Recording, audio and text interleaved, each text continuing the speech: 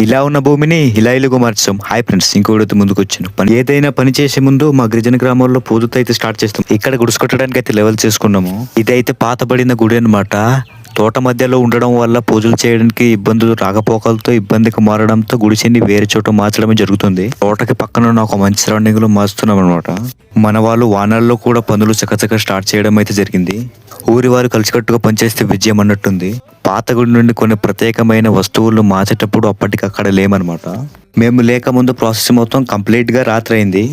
గుడి ఎందుకు మారుస్తున్నాం చెప్పలేదు కదా. శ్రీ శ్రీ గంగమ్మ తల్లి సందర్భంగా గురువు గారు పూజలు చేయడం మొదలు పెట్టారు. జరుగుతున్న కార్యం ముగిశాక దేవుణ్ణి అయితే ఎత్తుకుంటారు.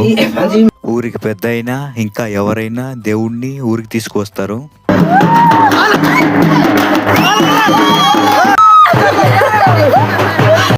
అంగారంగా వైభవంగా ఉలుకు పరుకులతో సందడిగా డప్పు శబ్దాలతో ఊరికి తీసుకువచ్చాక పూర్వం కాలం నుండి ఆచారంగా తీసుకొస్తున్న ఇంటికి తీసుకువెళ్లి కార్యాన్ని జయిస్తారనమాట.